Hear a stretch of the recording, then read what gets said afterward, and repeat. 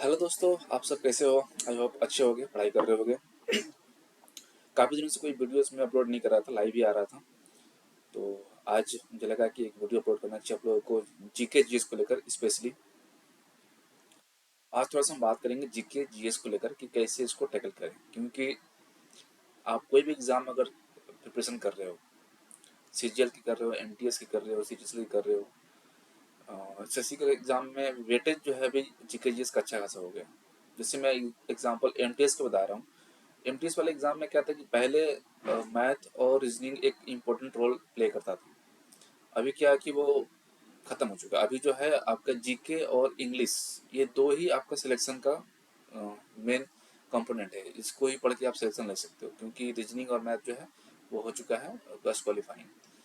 तो इंग्लिश पे किसी और बात करेंगे, हम जीके पे बात करते हैं। देखो, से जो नए स्टूडेंट है उनको दिक्कत ये होती है कि जीके उनका खत्म ही नहीं होता है। कितना भी पढ़ रहे होते हैं, जीके खत्म नहीं होता है। ठीक है, तो हम कुछ नए स्टूडेंट के बारे में बात करते हैं, कुछ पुराने स्टूडेंट के बारे में बात करते हैं जिनका सिलेबस थोड़ा बहुत हो चुका है। स्टार्टिंग करते हैं नए वाले से। देखो, नए वाले का दिक्कत क्या होता है। नए वाले में दिक्कत यह है कि वो पेपर सॉल्व करते हैं, और उसमें क्या होता है कि क्वेश्चन नया नया लगता है, सब कुछ नया नया लगता है। ठीक है, और जितना आप पढ़ते हो सिलेबस खत्म ही नहीं होता है, खत्म ही नहीं होता है, खत्म ही नहीं होता है। ये तो एक मतलब सबसे दिक्कत ये आती है। इसको टैकल करने के लिए सबसे अच्छा तरीका यह है कि आप एक बार लूसेंट की एक बुक आती है पतली सी। ठीक है, लूसेंट की पतली सी बुक आती है, उसको यूज़ कीजिए। ठीक है, लूसेंट की जो बुक है, पतली वाली जो बुक है लूसेंट की ऑब्जेक्टिव में, उसमें सिलेबस को काफ़ी कॉम्प्रोमाइज़ मतलब कॉम्प्राइज़ किया गया, उसको छोटा किया गया है उसमें। और उसको एक बार पढ़ते हैं तो मोटा मोटी आपका जो सिलेबस अच्छा खासा कवर हो जाता है। ठीक है, कम टाइम में, है ना।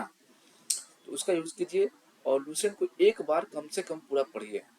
मॉक टेस्ट लगाने से पहले, चाहे एग्जाम देने से पहले, किसी भी चीज़ का लूसेंट को एक बार दोस्त आपको पढ़ना पड़ेगा। ठीक है, एक बार पढ़िए, फिर उसको एक बार हो सके तो देखिए। जीके में एक चीज़ आप हमेशा याद रखिएगा, जो चीज़ आपको समझ में नहीं आ रही है ना, उसको छोड़ने की आदत डालिए, स्किप कीजिए उसको बात के लिए छोड़ दीजिए।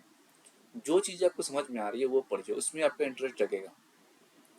अगर नहीं समझ में आ रही, जबरदस्ती आप पढ़ने बैठे हो, तो फिर आप बोर हो जाओगे, फिर मन नहीं करेगा पढ़ने का। ठीक है, तो ये एडवाइस मेरा रहेगा जो नए स्टूडेंट उनके लिए कि जो आपको समझ में नहीं आ रहा उसको स्किप कीजिए बात के लिए, और जो समझ में आ रहा है उसको पढ़ाई कीजिए। ठीक है, तो लूसेंट से आपको यहाँ से काफ़ी हेल्प मिलेगा। और उसके बाद अगर आप मॉक लगा रहे हो, ठीक है, रिवीजन के लिए मॉक लगा रहे हो, तो मॉक में जो आप क्वेश्चन नया दिख रहा है ना, उस क्वेश्चन को एनालिसिस कीजिए। ठीक है, उस क्वेश्चन को एनालिसिस कीजिए, और उस क्वेश्चन को नोट डाउन कीजिए कि ये सारे क्वेश्चन नए मिले मेरे को, और उसके आसपास के बैकग्राउंड को पढ़िए। क्योंकि जीएस जीके का सिलेबस जो खत्म करना आसान बात नहीं होती है। ठीक है, एमटीएस भले से एग्जाम छोटा सा एग्जाम है, लेकिन सिलेबस इसका बड़ा है। एसएससी के सिलेबस से ही क्वेश्चन आता है, तो इसका सिलेबस बड़ा है। तो ये दो तरीका मैंने बताया आपको। और एक टीचर देख लीजिए यूट्यूब पर, जो है ना, यूट्यूब पर एक टीचर किसी को पकड़ लीजिए, उस टीचर को फॉलो कीजिए। कोई भी टीचर जो आपको अच्छा लगता है, जो आपको रिवीजन करवाते हो। ठीक है, क्योंकि टीचर्स क्या होते हैं कि जब एमसीक्यू करवाते हैं तो काफ़ी सारे क्वेश्चन रिवीजन करवा देते हैं। ठीक है, तो ये आप एक जो नया स्टूडेंट है इतना फॉलो करें। जो रहे कि आप पुराने स्टूडेंट हैं जिनका जीके जीएस का सिलेबस ही खत्म नहीं हो रहा है। ऐसे देखो, पुराने वाले में एक गलती ये करते हैं कि हम लोग भी सिलेबस पूरा पढ़ते नहीं है, है ना। थोड़ा बहुत सिलेबस मैंने पढ़ लिया, उसके बाद क्या करते हैं कि मुक लगाने लगते हैं। टाइम कट रहा है, टाइम कट रहा है, मुक लगा रहे हैं। ऐसा नहीं करना है। एक बार आपने बहुत पहले सिलेबस पढ़ा था, ठीक है, आपने बहुत पहले किताब पढ़ी थी। ठीक है, और एक बात मेरी याद रखना कि किताब को जब भी हम पढ़ते हैं ना, दोबारा तिबारा, हर बार कुछ नया सीखने को मिलता है। ठीक है, हर बार कुछ नया सीखने को मिलेगा। तो ये मोटिवेशन रखिए अपने अंदर कि एक बार फिर से बुक को पढ़िए। ठीक है, करना पड़ेगा कि जीके जीएस का कोई सोल्यूशन नहीं है। जीके जीएस सबके लिए टफ होता है, सिर्फ आपके लिए नहीं होता है। कोई भी एग्जाम तैयारी करता है, जीके जीएस सबके लिए टफ होता है। तो मल्टीपल टाइम रिवीजन जो है ना लूसेंट का, वो करना पड़ेगा आपको। उससे मार्क कीजिए। ठीक है, जो जो क्वेश्चन प्रीवियस ईयर में आ चुका है उसको आपको मार्क करना है। ठीक है, ये बहुत इंपॉर्टेंट है जो कि पुराने स्टूडेंट है।